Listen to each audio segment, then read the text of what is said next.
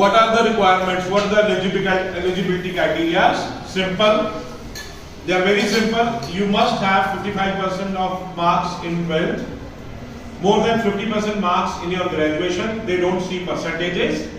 So if you have even 50%, almost the top universities of the world, like if you go to Canada again, the University of British Columbia, UBC, the criteria for getting any master's is only 60%. Of course, MBA you have to have a GMAT. That I will discuss later with you. And if you have backs, even they accept backs, and you cannot. Most of the universities don't, or colleges don't accept more than 7 backlogs, which you must have cleared by the time you apply for the admission. How many of you know about IELTS? IELTS. What is an IELTS? It's an English test. Right? It has got 4 modules: reading, writing, listening and speaking. All have got a scale of 9. And in that scale, if you have 6 all over and 6.5 in total, you are eligible to appear or apply for almost all universities and colleges across the globe. Fine? IELTS is almost accepted everywhere. It is accepted in Australia, it is accepted in New Zealand, it is accepted in Canada, it is accepted in even America. So TOEFL is specialized for America, but yes, they accept this thing also. And you must not have any criminal history or case lodged against you in your parent countries where you are residing. And now one very burning question which always comes to me is, what are the kind of funds required?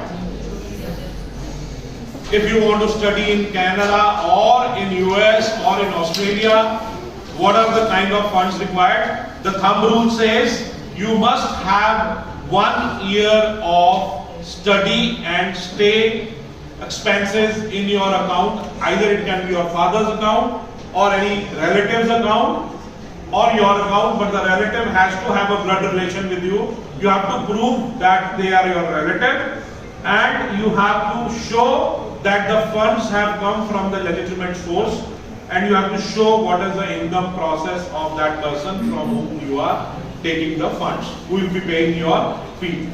Now, one question comes is, what is an average cost of living?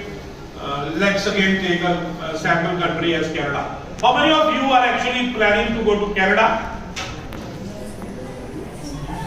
And the rest of you, how many are actually planning to study abroad? Half of you almost. Why half of you don't want to go abroad? You don't like, you love India more? And I can understand. So, that would be a debatable question. Now, those who are going abroad, and the best possible options at present across the globe for you, the number 1 is Canada, number 2 is Australia, number 3 is New Zealand, number 4 is Europe. Please note, I have not talked with you about US. The reason, very simple reason is, you guys must be wanting to settle down in that country after completing your studies. And there is no pathway as of now in US which gives you green card or which gives you PR. What is PR? You guys know that? What's the difference between citizenship and PR? What?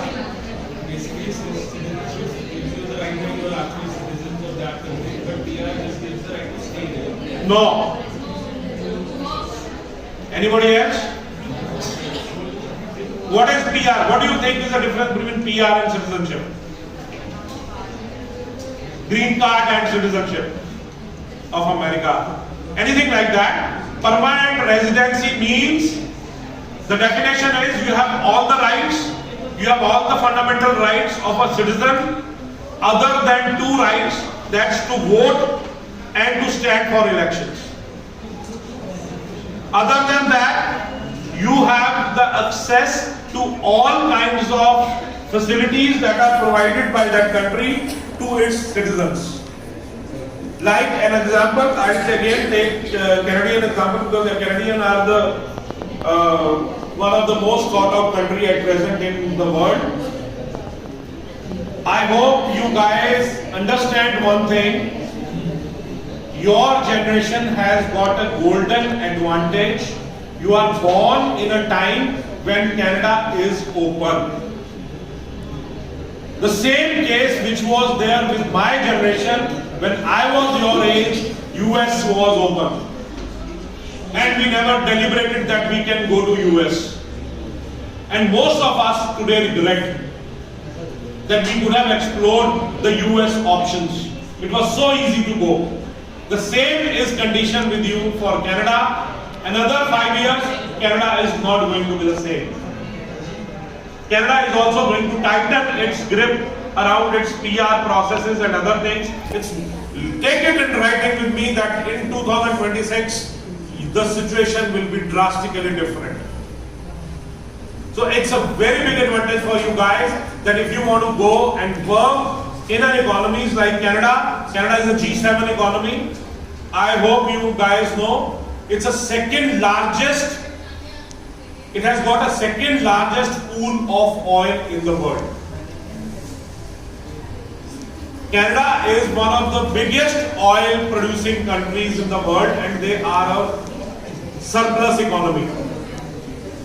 So benefits, Canada is bigger than European Union. I hope you know Canada is 3 times the size of India.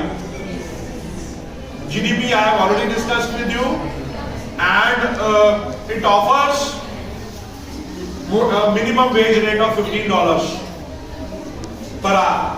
That means if you go and work in Canada, a minimum wage you will earn in Canada would be somewhere around $4,000. $4,000 if you convert it into Indian currency, minimum pay is around 2.5 lakhs to 3 lakhs. That's what an average executive earns in Canada, and that's a true fact.